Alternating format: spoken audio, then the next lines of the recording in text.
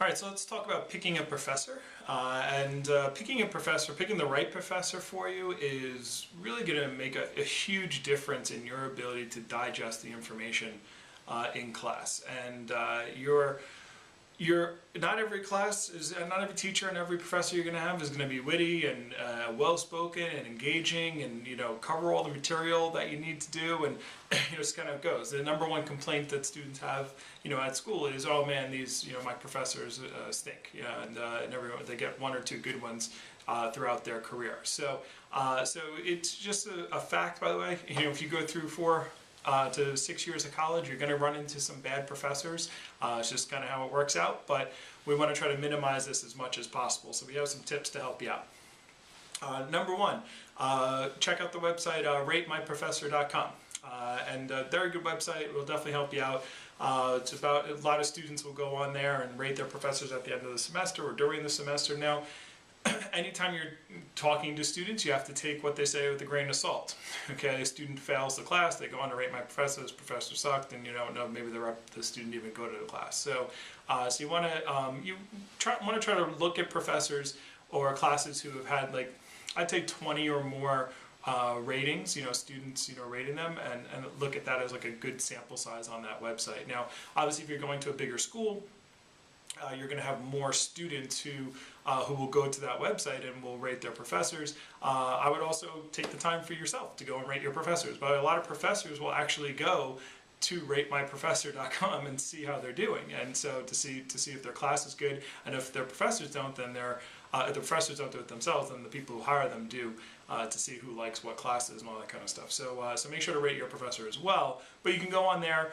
Main things you want to look for is, do they speak English, or if you speak English, is that something, or how well do they speak? If you see a lot of them saying couldn't understand what he was saying half the time because of the accent or whatever, that's going to be a challenge for you. So that's one of the main things you want to look for on there. It gave a lot of assignments, did this, explained the assignments, test was related to what they explained. You can look at those types of things. Most students won't type out a lot, they'll just give a rating. Takes a couple seconds, but go onto that website, really check it out, and that'll help you out. Another thing you could do is, with social media, is ask other people who've had the class. Okay, so it helps a lot with Facebook and Twitter and these types of things.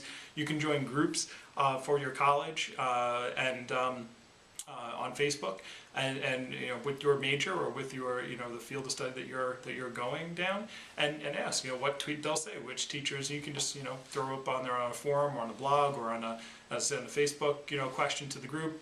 How is Mr. So-and-so? How is Mrs. So-and-so? How are they? Did you like their class? Did you not like the class? That kind of stuff. And people will write back to you. They'll say what they'll say with their opinions, and then you obviously have to make a decision based upon what you're seeing there. So also, if you're on a part of a team or a club, I know, like, when I played football, there was 100 football players all took the same class all the time, because the upperclassmen would tell the freshmen, like, take this class or take that guy because he's easy and he's, it's this and this and that, and they love football or whatever. And so, so if you're a part of fraternity or sorority, you can ask the people in the fraternity or sorority, ask the upperclassmen. If you're a freshman or a sophomore, it's not like, people aren't like, again, it's not high school. They're not going to like, oh, freshman, how dare you ask me? They'll just help. People like helping, and you can ask those questions. So don't be afraid to ask. Third tip is, go sit in the class. Okay, so now if you're in the college already, you can look at what your classes you're going to take the next semester. You can start early and go and sit in a class of a professor. Find out when it is and go sit and watch and listen for a couple minutes. If you're in high school and you're going to go to a community college, or you're going to go to a college that's local, go and sit in a couple of classes. And so I know the idea of sitting in a class when you don't have to sit in a class is like, shoot yourself. But you don't have to stay for the entire class. By the way, most classes, they don't take attendance. You just kind of walk in, sit down, and if they are taking attendance, it's not to find out who, if there's somebody who's in the class who's not supposed to be in the class. It's more of who's not in the class that's supposed to be in the class. So you can go hang out for a little bit and then take off and just listen to the professor talk a little bit and see if it's something that you like, and if they have, again, if they're speaking English, if they have a good accent, if they're a little engaging, you can always you can do that and take a peek. So just understand. So you're never, again, you're gonna have one or two professors that you just don't like. You can't eliminate all the bad professors. It's just not possible. However, you can minimize it by using these techniques.